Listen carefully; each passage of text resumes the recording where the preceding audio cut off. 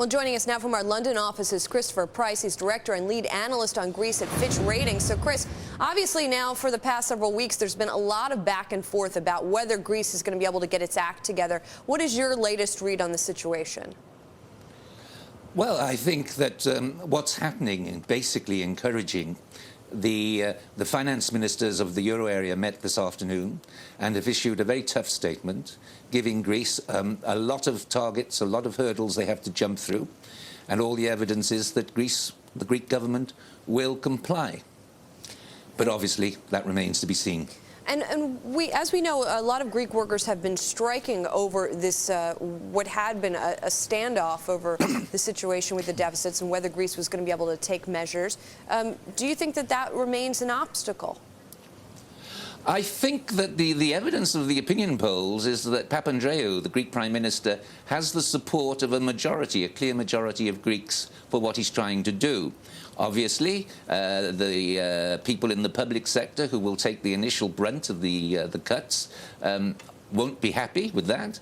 And clearly, it's a long haul ahead of him. He's going to have to maintain that popularity for another 3 years. That's a difficult task.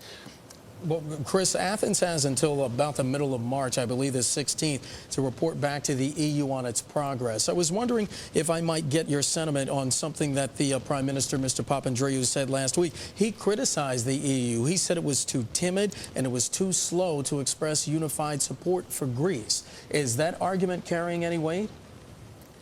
I think probably not. Clearly, the market would prefer the euro area authorities to come out very clearly and say what they would do if the Greek government runs into further problems. For reasons, well-known reasons of moral hazard, the euro area authorities are reluctant to do that. They don't want to encourage the Greeks to let up on their efforts, and they don't want to encourage other euro area members like Spain and Portugal, Italy, Ireland, to take an easy route, as it were. So I think Papandreou's criticism was unfair. I think the euro area is doing what it can, and I understand its reluctance to spell out the kind of practical assistance it will give if necessary. But the political commitment appears to be there. Chris, give us a sense of how this debt crisis is affecting the euro.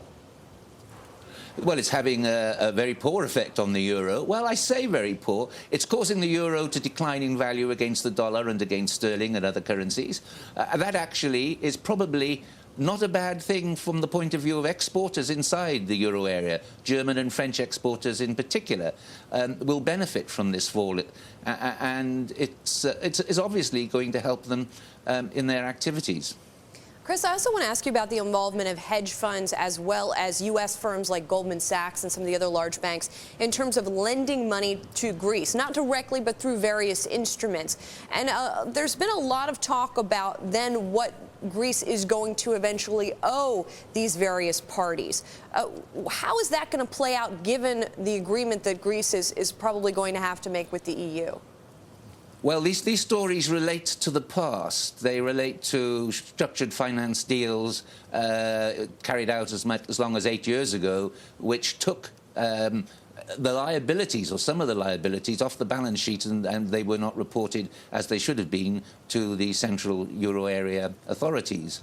But I think there's not much evidence that this sort of activity continues. In fact, the Greek government, I understand, has denied that there is any debt that they haven't made public. But so, are they still paying out to these various parties, though, as a result of that? They may be, but I haven't seen any figures to suggest that they are. These swaps that Julie was talking about, at the time when Greece was part of at least using the euro as its currency, this was legal, was it not? It was legal, so we are told. We haven't been given the full story. We don't know, for example, we haven't been told how much the debt and deficit figures were reduced as a result of these transactions. All right. Chris, before we let you go, one question, about 30 seconds left. Going forward, Is the EU going to help Greece? Is this something that we're going to be discussing 6 months from now, where Greece is propped up and its finances are back under control? I think that the Prime Ministers met last week and said, in effect, we'll make a political commitment. But as I say, they're not prepared to make a concrete commitment to offer financial help. And the German government is quite reluctant to be seen to step in. It's an unpopular move in Germany. The people there would resent seeing their tax money used to support the profligate Greeks, as they see it. And there is definitely division inside the German government on what to do. Christopher Pryce, Director and Lead Analyst on Greece at Fitch Ratings, joining us from our London Bureau. Thanks.